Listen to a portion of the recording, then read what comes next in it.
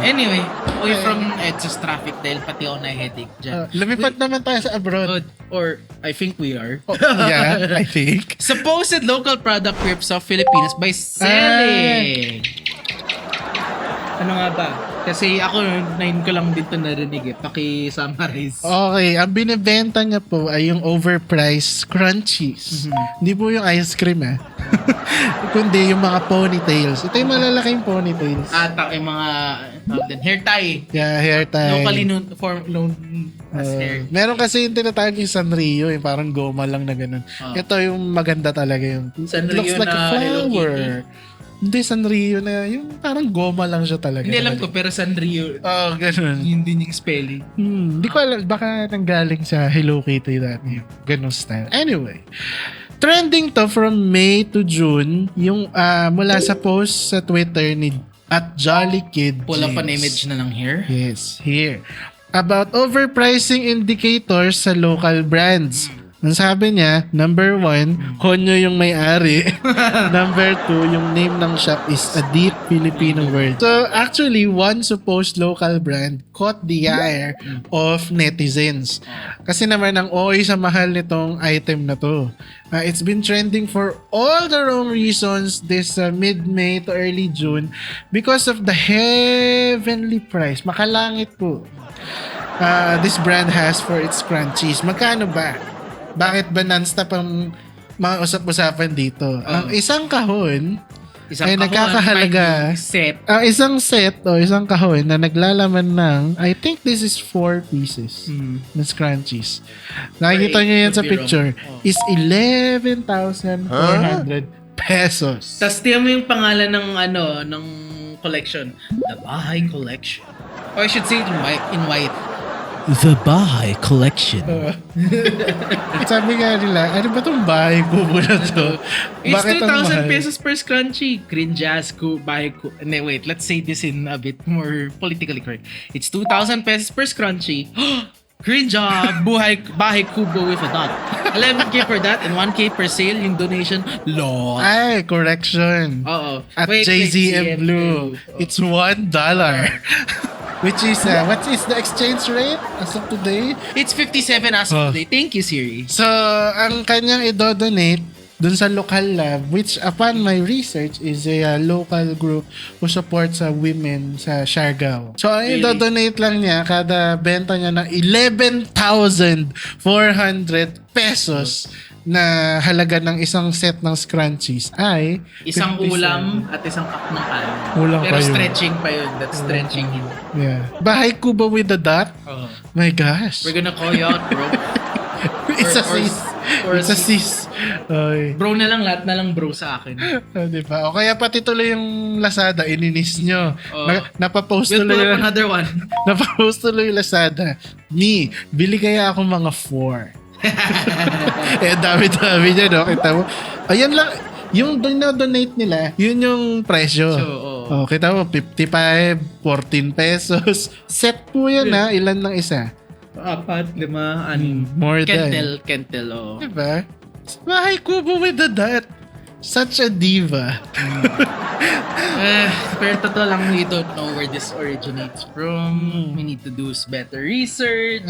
For all we know, it might be a white girl or a white guy. And then, we found that it was founded by a half Filipina that we think lives abroad. We're not sure where.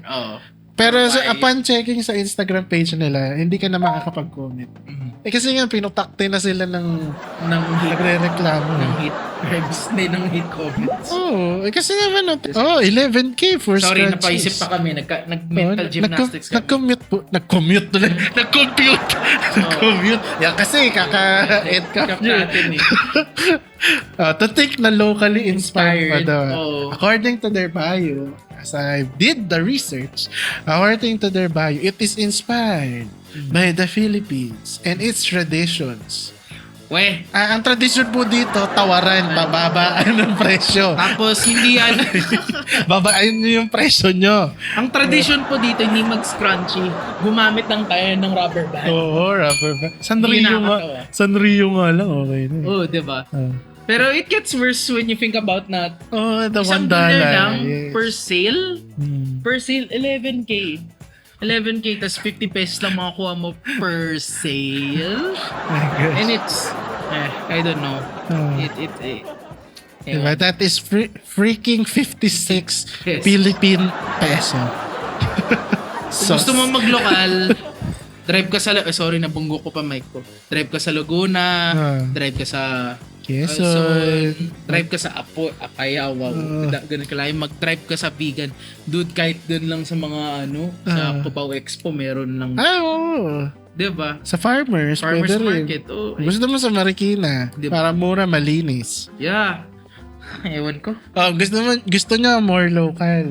Punta kayo yung mga World Trade Center, Mga na DTI event ng Trade Fair. DTI, Meron yun every month at least. SMX, Megatrade.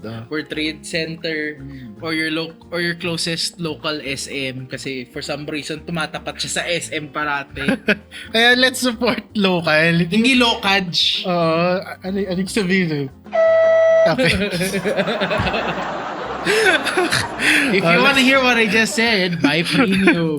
Support local. Hindi lahat ng local products ay madaling masira. Yung kasi usually yung parang connotation na local yan, Makati yung tela kasi gawa sa pinya, madali itong masira, I think the point there isn't for comfort. Lahat ng mga local products are built for utility kasi. Ito, tsaka my phone case, pero yung point nun is ibubugbog mo yun and it will last at least siguro your generation. Kaya, tsaka most are really quality ng local products na nakikita ko. Quality, tapos yung price na hindi abot lang. Abot lupa. Hindi naman. Tama lang na nagbe-break even yung company. Kaya paggagawa po kami, attention. Gagawa po kami ng bagong venture ng Crumb Entertainment. Abangan nyo po next week. Magbubukas kami ng food delivery service app. Ano nga bang pangalan niya? Ano nga ba? Sa kabukiran. Sa dot. Oo. May dot rin po na malaki. Yung food delivery, manggagaling sa aming dalawa. Pero pagdating ng pagkain, kalahati na yung naubos. Yun na yung delivery fee nyo. Please support. Ang delivery po namin na fee, 650 pesos. Tapos kalahati pa yung pagkain mo. At saka halfway pa lang yun. Oo. Halfway. Tapos, magbibigay po kami ng proceeds sa aming chosen na Imbornal Girl for only 1 centavo. hindi, 0.1. Ay, sorry. Decimal talaga.